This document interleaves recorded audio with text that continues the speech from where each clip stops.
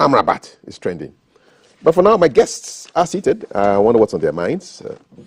Seated at the desk, Member of Parliament for Sisala West, the Honorable Mohammed Adams Sukbaru. Salam alaikum. Alaikum salam. Good to have you here on the show. Thank you. And sitting next to him is Deputy Youth Organizer of the New Patriotic Party, Isaac J. Hyde. Isaac, how are you? I'm fine. Okay. You know, on our show, we have a tradition. We always ask people what's on their minds before we even dive into what's in the news. So I'll start with you first, Isaac, since Mr. Sukbaru is a first-time guest here, as far as I'm concerned. So what's on your mind this morning? Nothing much. I mean, it's a new week, and we hoping and praying that God grants us a very favorable week for us to. I mean, for us as a government, we want to keep serving our people and making sure that, I mean, our mandate to the Ghanaian people is renewed. And so, I mean, that's what we are focused on. All right. Okay. Mr. Sukbaru, what's on your mind this morning? Well, thank you very much. For me, it's very, because of the happening in the country, the hardship. So I always think about how an ordinary person in this country will survive the hardship, and that has been troubling my mind almost every week. And we've started a new week. I can tell you that there are people out there struggling to pay their rent, pay their light bills, to be able to be in businesses and all of that. And so, as an opposition member of parliament and government in waiting, we keep praying that 2020 elections will come faster, so that we will be able to liberate the people of Ghana from the current hardship that they experience. So that is what is in my mind, how to liberate the people of this country from the current hardship. That is what is in my mind, basically. Okay. About 6-7 months ago, last year, your area had issues with Burkinabés coming in from their country. Yeah. And it was being seen as they were seeking refuge. About 800 Burkinabés sought refuge in Sisala West. Yes. What's the situation today? What's the current situation as far as Burkinabés coming into your part of the country? The situation for now, I would say it's still the same, because even just last week or so, the police were going around trying to, the Fulani people were trooping in, but it's not like what we used to experience. That particular, how do I put it, about 6 months or 5 months ago, it's not up to 8 months, the number that came into our constituency, there were more than 800. But, there are some villages just, Sisala West, but basically share boundaries with Burkina Faso, the northern part of it. Yes, border constituency. So even people who go to farm, most of our people sometimes cross to the Burkina Faso, and so that's very easy for them to cross. And if there's any thing happening across, and so for now, it is the Fulani people. They are coming in because with their cattle. Yes, with their cattle, because we are told in Burkina Faso, many of the people that are being arrested in connection with this jihadis, this terrorist attacks and all of that, happen to be Fulanis. And so it's like the soldiers are now, the military are now attacking the Fulani, so they are running into Ghana through Sisala West. So and it's still happening. It's still happening. What's the security situation like right now in Sisala? Well, let me use this opportunity to thank the Interior Minister. I made an appeal on one of your sister stations at TV3. I spoke about the fact that at that time we had only 46 police personnel in the district, and the fact that there was no any moving police vehicle in Sisala West. And I made a statement on the floor of the House. I think the Interior Minister has actually responded to that. Some number of police personnel have been deployed to the area. He's added additional police vehicle to the semi-grounded one that we have. And so for now, with some number of motorbikes also for patrols and all that. So for now, I would say, even though we still need more security, personnel at the area, but now it's quite better than before. Okay. You are watching GTV Breakfast, and we are going into the news. You mentioned the police. The Ghana police happens to be in the news right now because I am looking at pictures on their Facebook page, also on their Twitter, where last Friday they bid farewell to General Lance Corporal Callistus Amwa, a young police officer who served his country with unwavering commitment. You do remember that there was an armed attack at a filling station a couple of weeks ago. Yes, and he lost his life as a result of that attack. And so the Ghana police bid him farewell. Really, really sad pictures from that scene. And then there've also been developments on that particular case. Yes, I think some people. A gentleman has been arrested, picked up in Togo. There was a news story. There was a news story in our bulletin this morning, and I'd like us to bring it back for us just to have a conversation on that issue concerning that Ablekuma bullion pickup robbery, armed robbery, which cost the life of this young police officer who has been buried, and there have been developments on that case as well. So, if in case you missed the news story this morning, here it comes again. It was the very first bulletin. First story in our bulletin this morning. Added intelligence that one of the suspects in the Ablekuma bullion van robbery case has been spotted at Asigame Market in Lome, Togo. The news brief said, based on the information, the district crime officer, Deputy Superintendent of Police Eric Von D, in charge, Detective Inspectors Gabriel Damaji and Martin Afari Kranting and Corporal Lisa Ayamba proceeded to Asigame Market, Lome, Togo, and with the assistance of Togo Interpol, arrested Njoma. The statement said the suspect was searched at the spot, but nothing incriminating was found on him. He said when he was taken to Togo Interpol headquarters and searched again, old bullet scars were found on his right shoulder. When questioned, Njoma said the scars were from gunshot wounds he sustained in Nigeria in 2014 during a fight.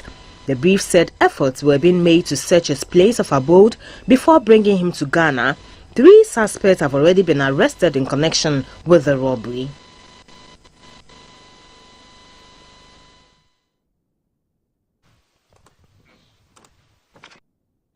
So that was that. I mean, developments have occurred. The Bank of Ghana has instructed that now the bullion, the transportation of cash has to be done with regular bullion vans, starting from the 1st of this month, and then this man has been arrested as well. Your comments on that? Right. Thank you, and then good morning to your cherished viewers. First of all, I believe that the development on the Ablekuma robbery case and the subsequent arrest of the gentleman brings some respite to the young family of the police officer who was murdered in the broad daylight. I also believe that the police reaction to this particular issue also continuously gives the public some sense of confidence in the police services and our security agencies and their ability to deal with emerging crimes as we've seen it. It must, however, be noted that the issue about robbery with bullion vans is becoming quite an issue that is crippling this country. You remember the Adedimpo issue, which led to the murder of another police officer at Jamestown.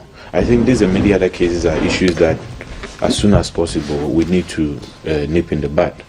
The directive by the Bank of Ghana is something that we would all expect that the banking agencies actually take it seriously, because you see, it's not just the money that you are transporting. Essentially, lives are also at stake.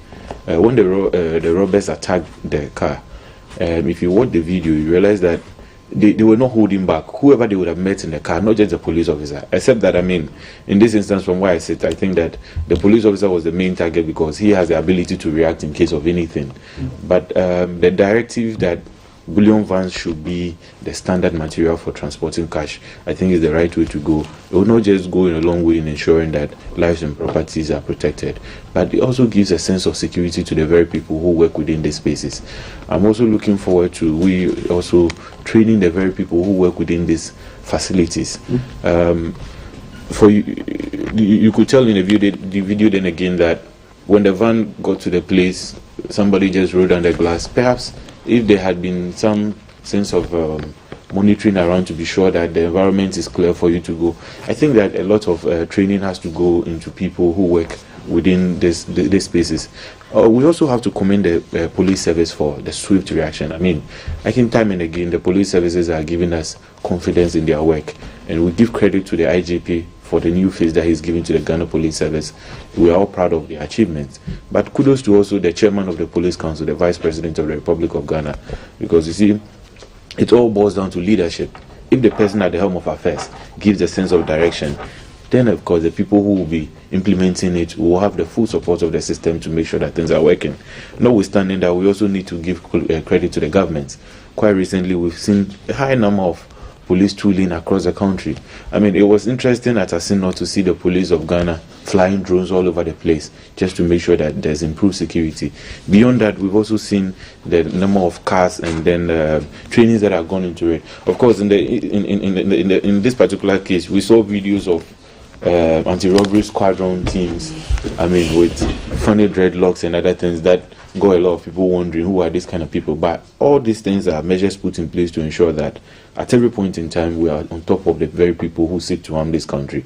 And what the police have done today also tells the criminal world that in this particular republic, with the support of the government and all the agencies involved, anybody who goes out there to go and commit a crime, you shall be caught.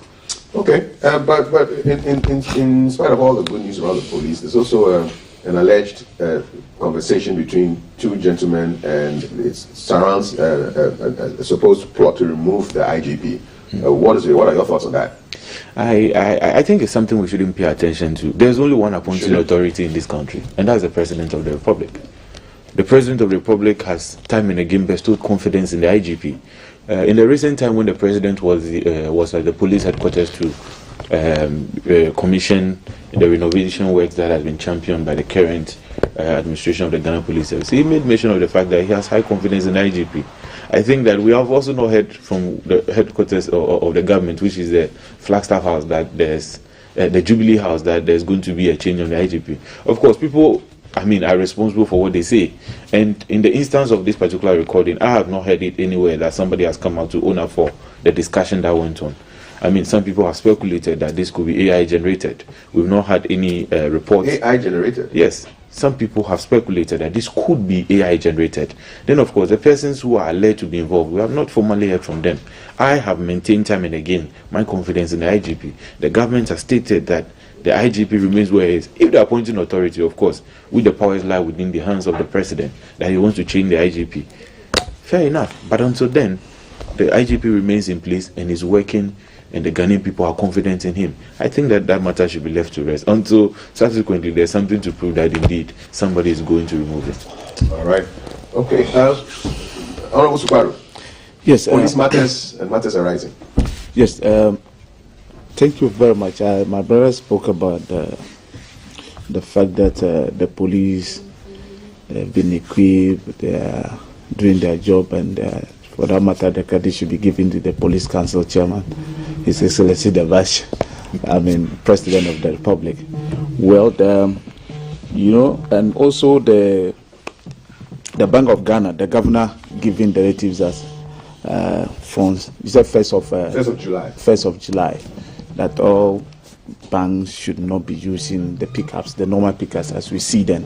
This directive, I think, when the first incident happened, you remember the police officer that was attacked around Jamestown, there was a directive like that. So I was surprised to even see the Ablekuma incident, that the police or the particular bank, I don't know whichever bank it was, that they were using a pickup. I wouldn't call that van as a bullion van. It is a pickup to transport money, especially when our security situation in this country is polarized. And so this is coming late, and police also needs to at least equip its personnel. When we talk about equipping this, you saw what happened in the video when the gentleman walked to the police officer. If the police officer were in a protective helmet or life jacket or bulletproof on his chest, at least we wouldn't have lost him, but because he was only in uniform, and being in uniform escorting money, I think police must also look at how to re-strategize in terms of escorting. Sometimes people in security, especially when it has to do with guarding properties, not necessarily has to be in uniform for people to know that there is a security escort. It is easy for someone to identify a police officer and to know that this person at this time is not in any protective, either live bullets, either bulletproof or whatever you. The police, several other things happen in this country. First of all, let me actually applaud them for this arrest. They've done well. You remember in the Jamestown incident, those people who were behind the robbery were also arrested. But I have a problem, in as much as that I sympathize with the family of the late police officer. I have a problem with Ghana police when it comes to an ordinary person like you and I. They are always proactive when it comes to one of their own.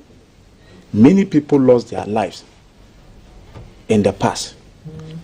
You only hear them come out to say that investigations are ongoing. But as to how those investigations have always ended, it is another question that needs answers. You wouldn't hear, for instance, the 2024 elections and 2020 elections, several people lost their life. Ghana police told the people of this country that they were investigating to apprehend those behind the shooting, those behind the killing. Not even a single person up to date has been arrested. But any time it has to do with a police officer involved, you will see the seriousness attached. And that is where they exhibit their arresting skills. That is where they exhibit all kinds of, competency to ensure that the people who are involved are arrested. Good. But what I expect from them, it should be extended to every person, because they are there to protect lives and properties, regardless the person's social or the person's social status, regardless the person's political color, regardless where the person is coming from. It is about lives and property. And so if Mr. A is attacked or Mr. A lost his life through, be it election or whatever, it is the responsibility of the police to ensure that they inquire, to investigate, to arrest, and so prosecute those who are behind that. But I don't know whether it is political interference or what. But yes, you may disagree with me, but that is the fact. In 2020, we lost about 6 or 8 people. 6 people lost their lives. Up to date, not a single person has been arrested in connection with that. Do you understand? And so I am saying that the kind of seriousness that they attach to their personnel, the kind of seriousness they attach to the investigation when it comes to their personnel, they should be able to extend same to everybody else. Okay. I know Mr. Hyde would like to respond to a couple of issues. And I want to quickly go out of the studio and come back, or you want to just land on your point? Yes, he was talking about the fact that the leak tape. It is important as a country for us to take this particular leak tape very serious. We cannot just say that after all, nobody has come out to claim ownership, or nobody has come out to confirm that he or she was actually involved in that. Do you expect, if you were part of those 3 people who had the secret meeting, would you have come out to tell the people of Ghana that I, Isaac Jihad, was part of the people? I said ABC. It is incumbent on us as a nation to ensure that we actually investigate the tape to ascertain the true identity of those people who are behind this. We cannot just sit and say that because Mr. President is the only appointing authority, he has the powers to appoint and he has the powers to fire. Therefore, once it's not coming from Mr. President, you sit here, you are the national deputy youth organizer of your party, but you call yourself party in government. It is not only about the president. You are part of decision making. Who knows? Those who were plotting that particular act could be allegedly. Some people are saying that are members of your political party. So just as I'm coming, just as you, we should take it seriously. We should take it seriously, and that is why we as members of parliament, there was even a debate regarding that. We are saying that there must be an investigation to ascertain the true or otherwise of that particular thing. Right. If not, my brother, we are talking about security situation. If indeed that person, the alleged person that they are saying is part of the police top hierarchy, is indeed coming from Ghana police, you can imagine you sit here, I sit here. He is a member of New Patriotic Party. I am a member of National Democratic Congress, and it is the responsibility of Ghana police to ensure that my life is protected. If such a person is supposed to deploy somebody to come and provide security for me, your guess is as good as mine. Right. And so it is important as a country we investigate to ascertain if indeed. So you want an investigation? Exactly, to establish the true faces behind the tape. Okay, you get a chance to respond to that, Mr. Hyde, as Deputy Youth Organizer MPP, and then sitting next to him is Mohammed Adams Suparu, MP for Sisala West. And you can also give us your comments 055-556-1034. This is hashtag GTV Breakfast. It's 7:58. Let's step out of the studio now and go to the Adansiman Road, linking New Botiano to Kaswa Broadcasting. Daryl Alantego is on standby for Keep an Eye, and his eye is on some roads. Yeah.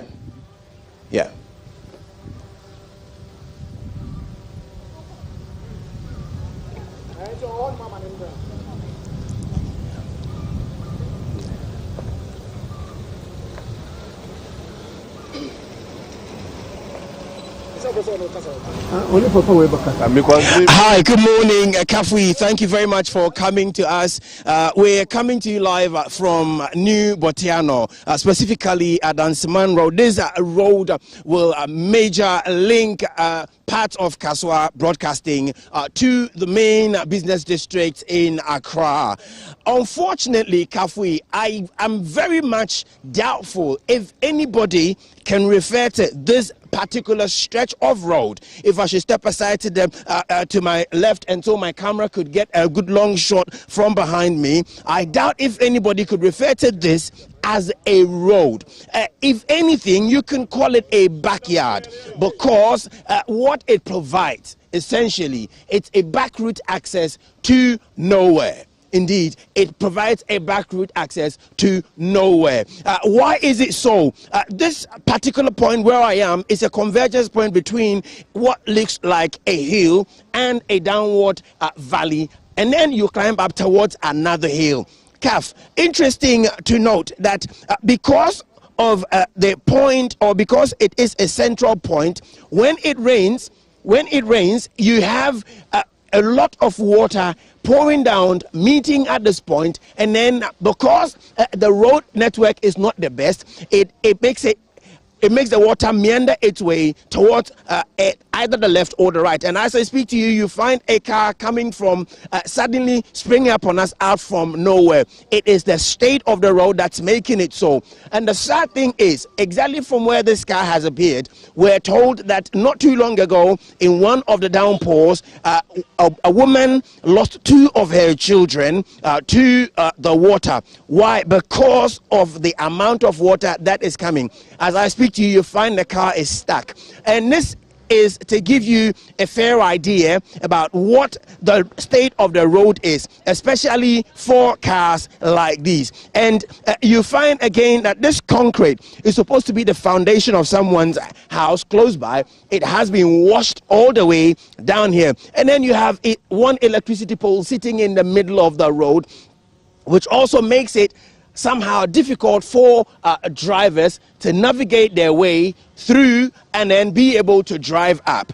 If I come northwards, where you have a few schools and a church, you find that most taxis will have to stop, or cars will have to stop and wait for one to come in before the other is able to come through. There are what looks like gutters on the sides of the road, but none of them can be referred to as a functional drain which should carry water safely from where water gets into it to where it links into any stream or river. I'm going to be speaking to a few of the people who live around here to tell us what their experience is as far as this road is concerned and how that affects their budget in maintaining their car. In any case, remember, there's a law in this country which requires every vehicle owner to ensure that at the end of every year, they put a roadworthiness certificate on their vehicles.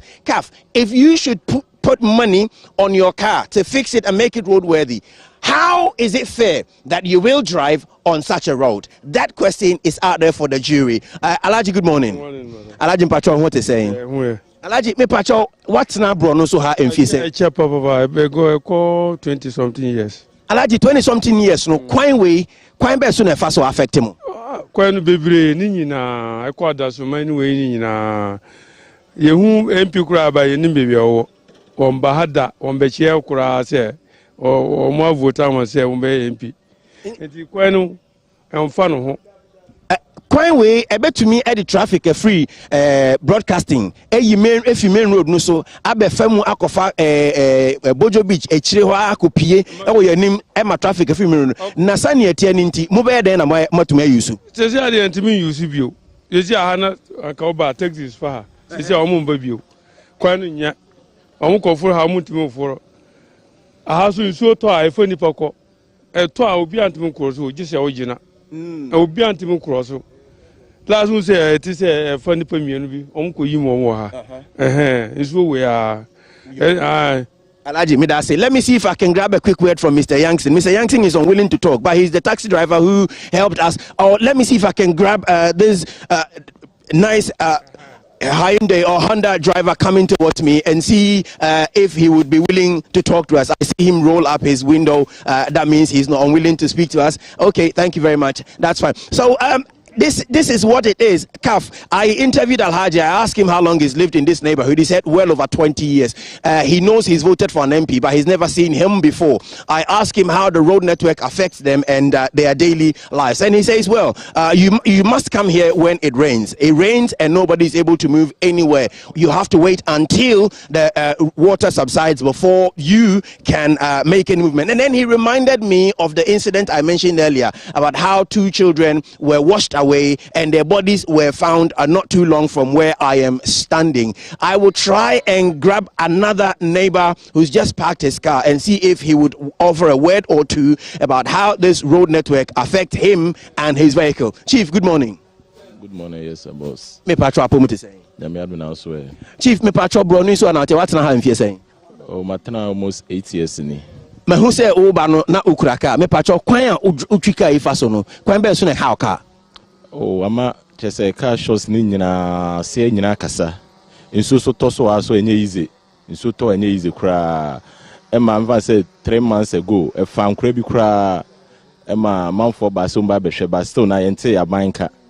Mu be to aba mba be kasa de chese ye den o machi ne to aba ne mu ma afi yente mu nka bi o mu nya hwe mfa ho. Nso de hype pa nso to a chese unya kwan kwan no wetime refie. Tinso de high pa wa hapa tinso be top o krumpe na chese o so ye dey o ka o wantimi anka nya de obetime nya tamai dey abefi ne nso nti wakefie enti sa no pe mi akwanya se ene MP o assemblyman ene aban eni nkomo no mmehwe mo a den na obeka hwe aban de mesra aban ne se omuntu ye ni enhwe ye kakra e wo New Botiano ha ye babadogo omumbe boa ye because de bia yesu especially enkra ekwe school kra na ensu to a ye momu nko school enam ensu ninti because yesu se ombe kona ensu aye de akofo mu nti yesre ye MP ene aban se omu nhwe omani emehwe kakra and so CAF, this man has also reiterated the plight of the children who were washed away by the rain. If you have the benefit of our eye in the sky, obviously you will see a very good detail of what there is or what the state of this road network is.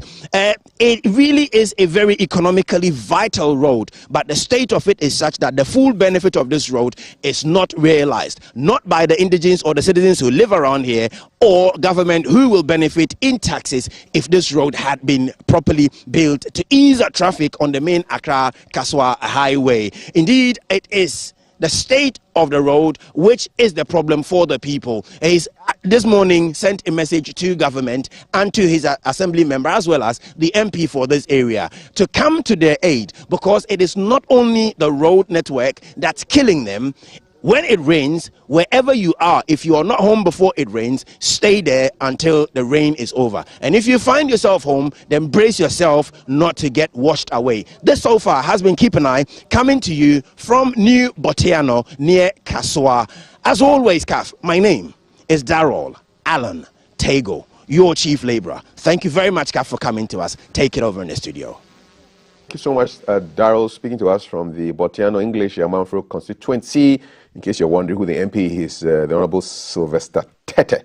And so a lot of issues for him to chew on. Honourable Sekwaro, so can the MP really do anything about this road? You are a member of parliament, and you have been on record to have complained that you haven't had any 1D, 1F in your constituency since the thing started. Yes. Are you able to influence decisions like that to bring factories to your place or to bring roads? You can only bring the problems to bear, but if your party is in government, maybe you can influence decision. But as a opposition member of parliament, you can only advocate. With the help of you, the media, sometimes government may listen. But if you are part of government, at least you should be able to influence.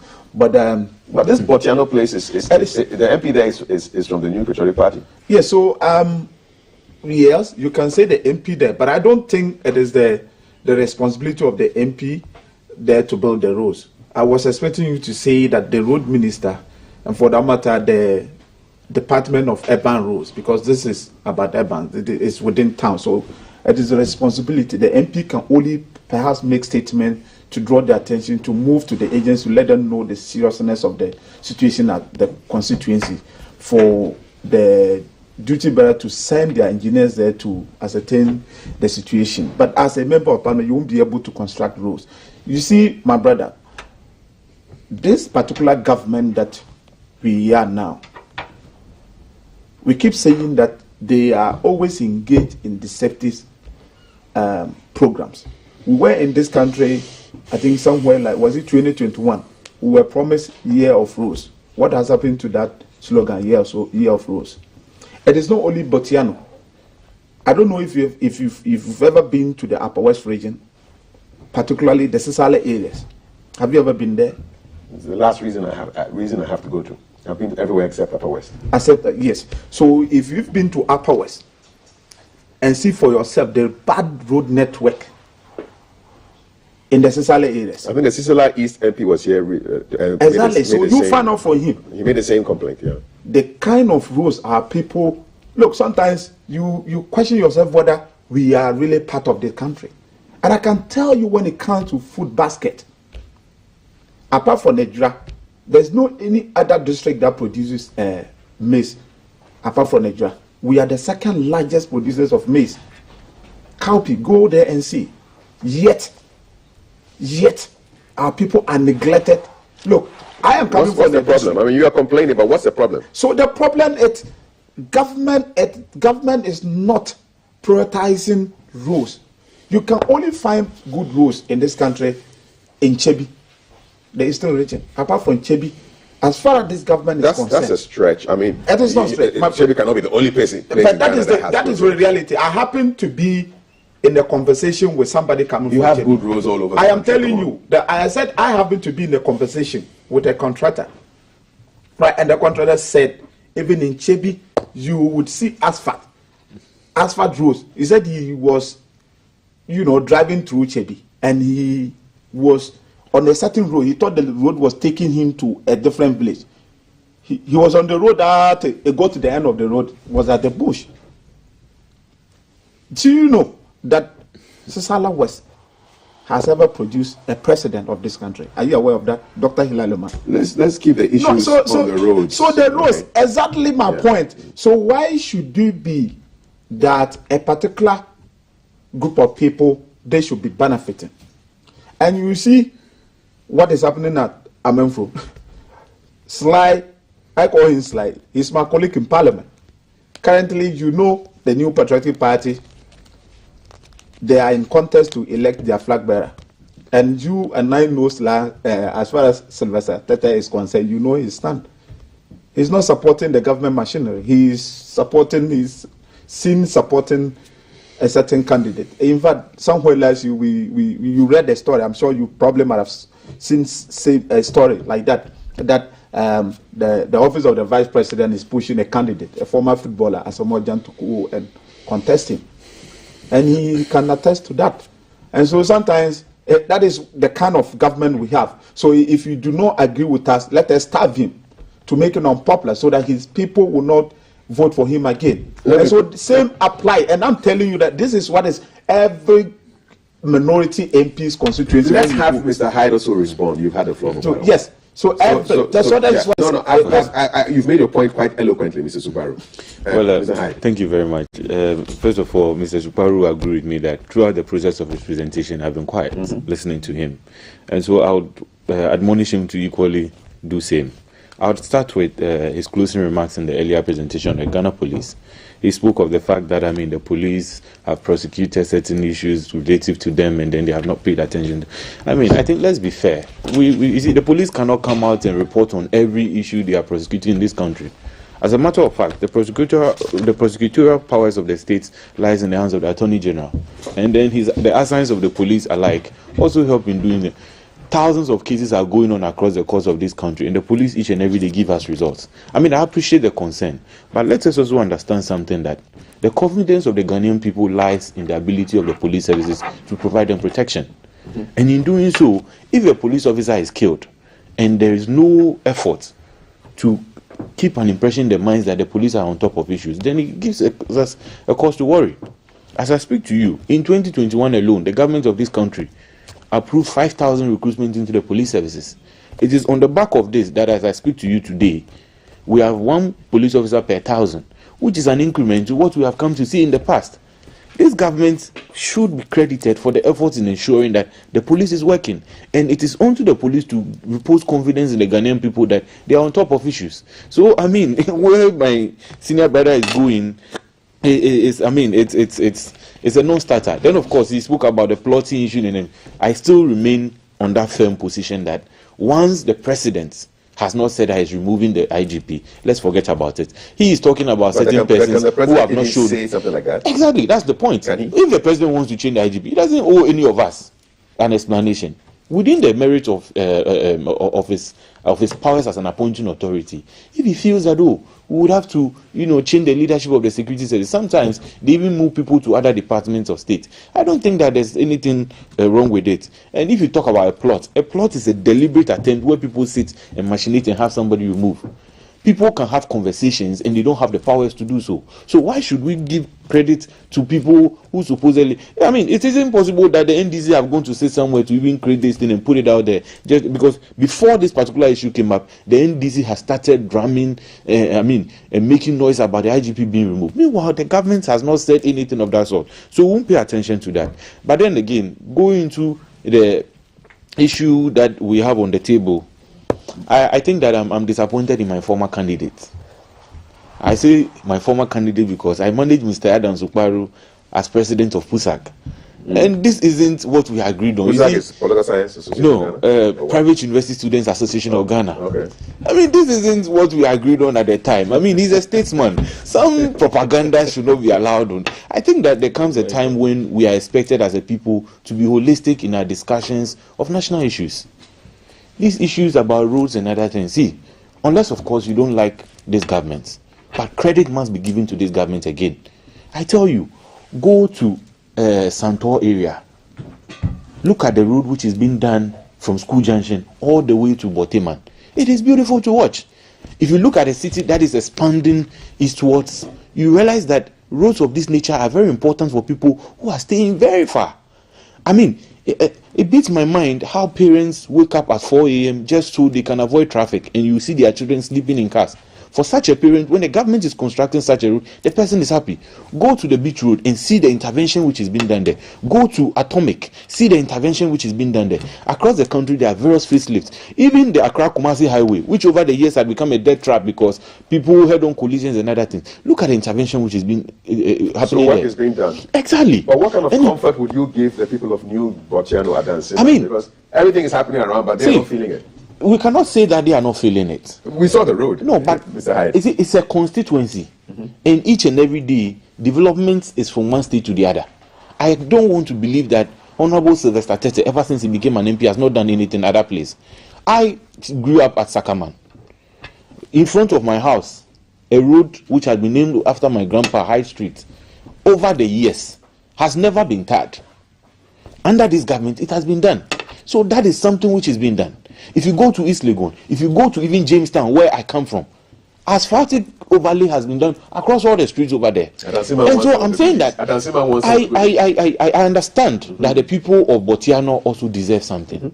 And if you look at the Kokurubiti stretch, of course, there are several portals here and there. But that is not to say that this government has not done anything in terms of roads in this country.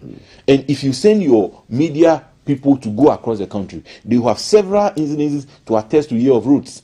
The Kumasi metropolitan area township town roads was equally asphalted quite recently. And so, if you even go to Kumasi, the number of Joshop road projects which is happening, the Lake Road and other, there are several interventions which have been done. I mean, if Honorable Mr. Adam Suparu will challenge us to come on this set again next week, I'll bring him evidence of works which has been done in his region. Unless, of course, you don't want to admit that the government is doing something. And that is why in situations like this, we don't politicize it. Right. Sometimes let's give credit to who it is due. Okay, you're watching hashtag GTV Breakfast. My name is Kafri Day. I have Messrs. Hyde and Suparu at the desk. And your messages on 055-556-1034. I'll just stick with Mr. Hyde briefly and then come to Mr. Suparu because in today's Finder, it's a big headline there. MPP is against LGBTQI+ Intim declares and wants NDC to stop tagging MPP with it. He says he believes the party believes in the religious and cultural values that frown against the practice and will not go into the contrary to such beliefs. So he made this statement at a one-year Thanksgiving service for the national executives at the Pentecost International Worship Center, Atomic, just yesterday. He says the party has been under pressure to declare its stand on issues regarding same-sex marriage after they were accused by some members of the opposition NDC of hatching a plan to stop the anti-LGBTQI+ bill in Parliament. So your national chairman has come out to say categorically that the party's position is that it's against LGBTQI+. Was it necessary for him to make the party's statement? Yes, I mean, it's for a topical issue which has dominated the headlines of the Ghanaian media space in conversations across the country. It was very imperative for our national chairman to have made that statement. We realized that going to Senate, one of the propaganda the NDC spread across the place was that we wanted to remove the MP from Parliament because we want to pass the LGBTQ. But it must also be noted that among the people who sponsored the bill in Parliament are NPP MPs. How many of them? If they did, it doesn't matter the number. It's one. But what I'm saying is that Minister for Education, exactly, Deputy Minister, exactly. But then nobody within the government told John Ntim Fojo to step back. And John Ntim Fojo is a reverend. He had the support of everybody within this government to go ahead and do what he did.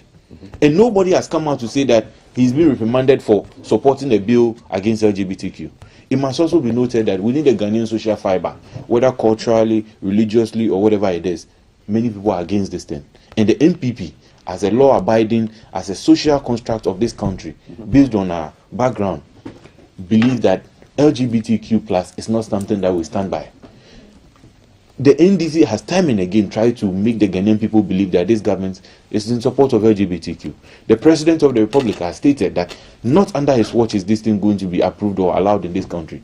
And so, I mean, given the way and manner the NDC is going about this thing, it was very necessary that at the anniversary, our leadership retrace this commitment. You think they are playing politics with LGBTQ? I believe so.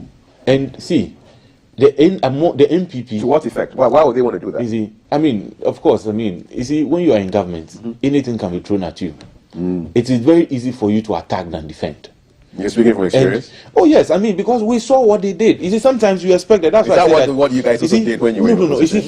But I say that. But I'm saying that sometimes you expect that certain conversations can be elevated. We can be a bit more holistic in our discussions across the country. But it looks like the opposition will not cut any slack in that regard. And they use this. They are deliberate. Yes, they are deliberate. I'm telling you, they are deliberate in misinforming the populace and making them believe that there's a certain grand agenda, grand scheme to bring LGBTQ. Meanwhile, we're here in this country. We know about His Excellency, the former President John Mahama, and the people that he eats and dines with. Who are, front runners in the LGBTQ. He knows what I'm talking about. I can even share video. I will share video. I can share videos. I appreciate that. That was just by the way. But even though it's true, all the same, I dissociate myself as well as GBC. I apologize from any comments. But we can move that on. Cannot be substantiated. Let me re-emphasize that the government under Nana Addo Dankwa Akufo-Addo, and for a government that has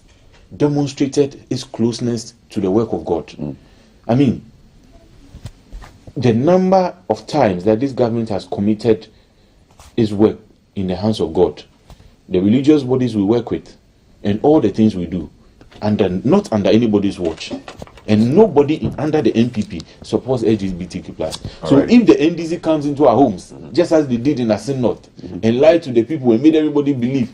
In fact, the night before elections, when the Electoral Commission has said that normally campaigning is not done the day before elections. In the evening, I was with my senior brother, Dr. Dominic Edua, going to greet a certain household. You were campaigning? We weren't campaigning. We were looking for someone. Greeting no be campaign? No, this one, a be sick person. Senior, I say we come out for some corner beer. Our people will then gather some people for here. We then they talk this matter. You see, they were talking LGBTQ issues. I'm telling you, and you see the propaganda, the way they frame it. And you ask yourself, this is a fair platform. Let us all play ball. So you're happy that chairman made a statement. It is necessary. Let me bring in Mr. Sukwaru. Mr. Sukwaru, the allegation is that you are politicizing, you are weaponizing the LGBTQI argument for votes in 2024. Thank you. My brother, first of all, I would like to respond to some few things being briefly. We do not have time. Yes, briefly. He spoke about the fact that the former president, His Excellency John Dramani Mahama, was dining with people supposedly or. Well, I disassociated myself, and he reviewed. Yes, so it is important. But you only disassociated yourself, but the public, the propaganda, the lies. He just but we can said it here. No, which evidence? When it comes, my brother, don't even go there when it comes to matters like this. Can you tell me where the former president dined with people who are into those acts? Were we not in this country? Let's draw a line. No, we cannot draw a line. It is important. It is, my brother. It is. Let me make it. It is important. I let you know that what he just said, it is not true, and you know. Is he expected? Does he want us to go into things like that? Did you not withdraw? Were you not just a few months ago? I don't want you. You only disassociated. I expected you. I expected you to have. No. I expected you as the moderator to have allowed him to withdraw that statement. He withdrew the statement. No, he didn't. You only disassociated, and you only disassociated yourself. Mr. He did not. He did not withdraw. Were we not in this country when Mr. Sukwaru, you are building a foundation. I am not building a foundation. I am. Look, my brother. I was equally paying. My brother, I was paying attention. I was. Look, did you? Excuse me. He said something that he could not. He said something. Can I speak? But this is my platform here. The GBC platform we invited you, and I want to make a comment, and then you talk. Okay, you'll make your comment. I asked him. I told him I dissociated our station. But you never asked him. Can I finish? Yes, finish. I didn't hear you. Can I finish? Can I finish? Yes, finish. Please. I dissociated the station from the comments, and he also said he withdrew. You did not. I heard it. Okay, but I heard it. That's why I asked him to. That's why I said he didn't say he didn't say he did he. Is he for the sake of it? I said it. I heard it exactly. I heard it exactly. So he is now saying it. But in the first, I just want you didn't say it. I heard it. The information I have. Fine. Thank you. I'll share it to you. Don't share. There's no any information regarding that. 2 minutes on this Everybody issue. knows. This is a side Everybody issue. knows the stance of His Excellency, the incoming president's position when it comes to that. What has No, he said about today I am Can I surprised. take a break and leave this conversation? Can we stop this conversation right now? I'm coming. You said we are done. He said he has withdrawn. I'm moving. You say you are taking a break. Yeah, because you don't want me to speak. Listen, Mr. Suparu, you can't stampede me into. I am not doing my work. stampeding you. You don't want me to doing speak. that. I don't like it. So please, now make your point. So he again spoke about the fact that his government has invested a lot into Ghana Police Service, and that the police ratio per person is right. 1 police is 2,000. That one it is not true. The standard, it is 1 police officer is to 500, and currently we have 1 police officer. A question was filed, and the Interior Minister appeared on the floor of the House and answered that 1 police officer, as we having today, is 1 police officer is to 1,161. This is the Interior Minister. That's the Interior Minister. You were in the House. Yes, in the House. Okay. So that is not also true. No, but now there's no let him finish. It's his time. Mr. Hyde, it's his time. Let him speak. Okay, please go on. Go ahead. Again, now the New Patriotic Party is saying that they are not against the bill currently before Parliament. Which bill? The LGBT okay. All right. bill. Okay. Isn't it interesting for us as a country to be now listening or hearing it from them, now stating their position? In fact, this bill was initiated by private members. Members bill, yeah. In somewhere 2021, almost 2 years ago. 8 MPs. 8 MPs. It was only when Honorable Sam George and his colleagues were going around soliciting MPs to support the bill. It only took 1 MP, which we all know him to be a reverend person. His religious background. He was the only person who supported the bill. And in the past, we heard, even the president said it on several platforms, that it is about the people. And so for him, if the people of this country one day says that, get up and say this is what they want, that is what he will do. But he also said that not under his watch it would happen. Is that correct? No, that is recently. Recently. And you see, what you are supposed to be interested in, why are they now doing U-turn? Why were they not making those comments in the past, somewhere from even 2021 coming? Why were they not making comments? What's your theory? It happened. It is not about my fear. No, what's your theory? What's your theory about why they're talking now? About, he just said that what happened as it not. We didn't say it. It wasn't NDC that used it as a propaganda. The people of this country were all watching, just as we are here, a lot of people are watching your program.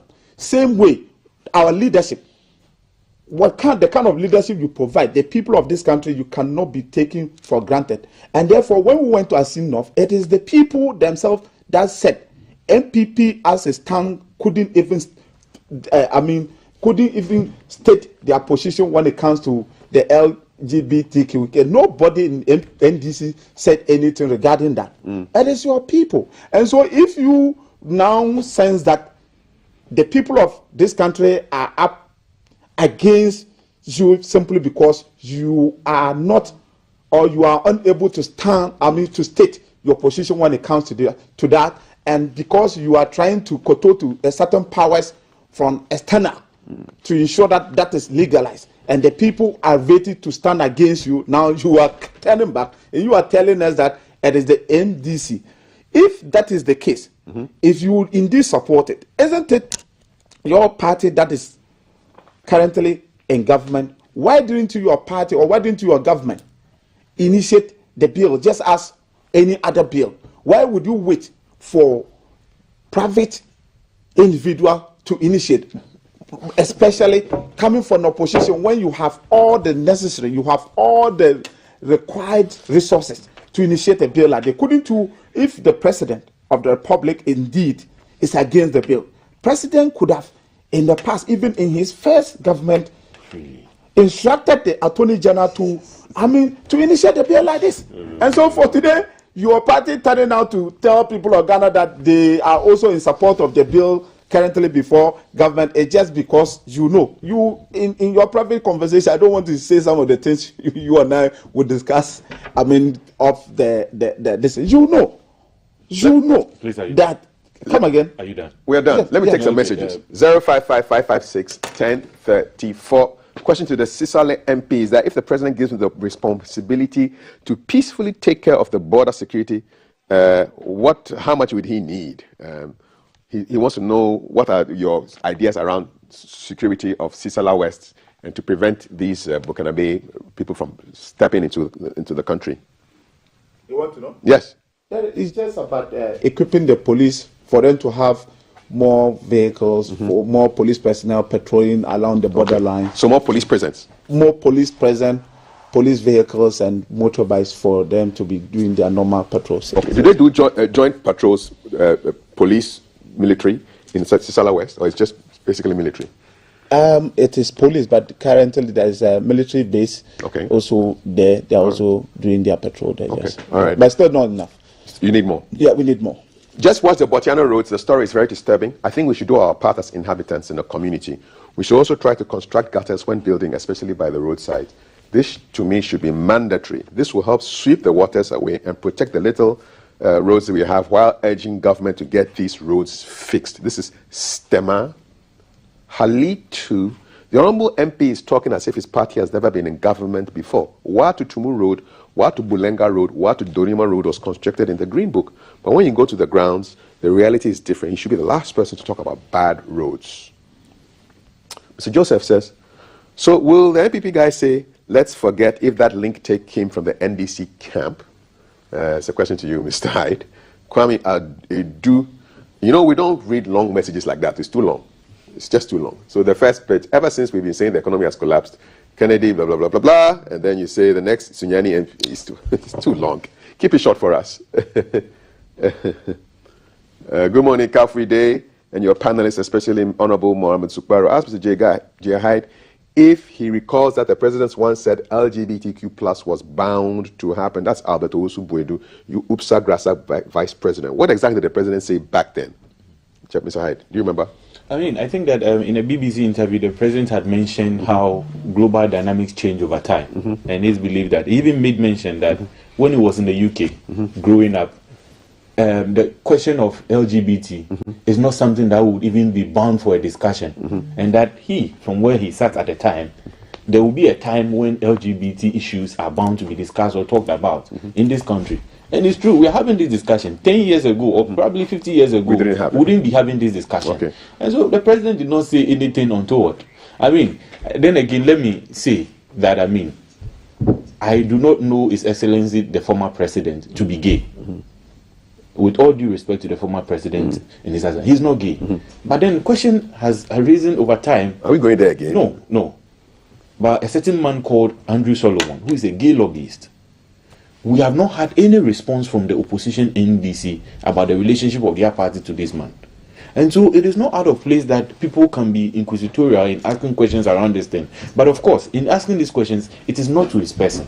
And I think that should be clarified. Thank you. Mr. Sukwaro, what is the state of the boycott of parliamentary activity by your MPs? We're wrapping this up. And I know you're following Mr. Jechi Kwesen to court to solidarize. And then the minority leader as well. He also has a case in court, right? So anytime they have a court case, then you follow them. Yeah, I follow them. So what's happening to Parliament? What's happening to Parliament? Yes. This question, what is for us? We are solidarizing with our colleagues. So what is happening to Parliament? So you don't go. What is it? You go to Parliament? 4 days we don't go to Parliament. But Mr. Jechi Kwesen goes to court every day, right? Not every day. I think starting from this week or so. Last week he was in court and we're there with him. Okay, so this week if you have 3-4 days in court, you go every day. We will be going every day. You will go every day. How about the MPs who are following the presidential candidates on their trips? There was suggesting that the Parliament should not pay those MPs who are leaving parliamentary work and following MPP presidential candidates around on their tours. What do you think about? What does the party say about that? Shouldn't they be in the House making laws for the people of Ghana? I mean, then again, it's the same laws that regulate the activities of these MPs. And so if they flout the law, why not? They should be dealt with. But if it's within their mandate or their work, sometimes it is following a presidential candidate is part of their work. You don't follow a presidential candidate everywhere. Sometimes, if a presidential candidate is visiting your constituency, it's also part of the engagement processes, which is part of the work of the MP. So we should expect that. And sometimes it is not even the presidential candidate. Sitting NDC MPs, when the former president is touring their constituency, they equally go there to work on it. It's all part of the engagement process. All right, it's all part of the engagement, Mr. Isaac J. Hyde says. Your last word, Mr. Superu? No, he doesn't have last word. You don't have a last word? No, he's done. He doesn't want me. He's overruling you. No, he's done. No, he cannot overrule me. He knows he can't overrule Gentlemen, me. it's been... You see, it's just interesting how he's defending his MPs who are with his candidate, the vice president. But when we decide to solidarize with our colleagues, they tend to complain and be crying that we are boycotting Parliament, forgetting that your people who are, all of them. In fact, sometimes when you come to the floor and you will only see 6-7 MPs on their side. All right, we'll leave it here. We'll see how it goes. So Mr. Mohammed Adams Superu is the Member of Parliament for Sisala West in the Upper West region, and Isaac J. Hyde is Deputy Youth Organizer, MPP, and they've been having a conversation on the headlines. Gentlemen, thank you so much. Still to come, The Scoop with the Executive Director of the National Service Scheme, Honorable Osei Esibe Enchi. And then Joseph Walker walks us through his gospel music. Stick around. This is #GTV Breakfast. Gentlemen, have you paid your TV license? You have. Fantastic. He hasn't paid. Oh, he hasn't. You are attacking because you haven't paid yet. I have paid. Let me see the evidence. No, the message is there. He hasn't paid. Star 447. I have paid. Let's see. He has not You paid. have successfully paid 60 CDs for 2 or more sets in reference to Isaac J. But I know him to have 4 televisions. But it's 60. 60 is for 2 or more. 2 or more. How about you? How many television sets you have? He has about 10. Because you are paying or you're paying? I've paid. I want to see the evidence. You want to see I want to see the evidence. Show me the evidence. Show me the evidence. Show it to me. You have successfully paid 60 CDs for 2 or more. You want the guy to pay more than 60. How many sets do you have? How many sets do you have? Just one. So you paid extra? I pay extra. Because when I go here, I realized that you pay. In fact, you guys are struggling. I said, but let me just go and pay my TV license. Do you think we are struggling? Oh no. To be honest with you. To be honest with you, not as I'm not talking about the stadium. The government must invest more in GBC. Fantastic. We thank you for the endorsement. And thank you for paying your TV license. You have paid for 500. Yes. Gentlemen, thank you so much. National Service Corporation comes up next. They've paid their TV license. What about you? Star 447 *333 #. Thank you very much.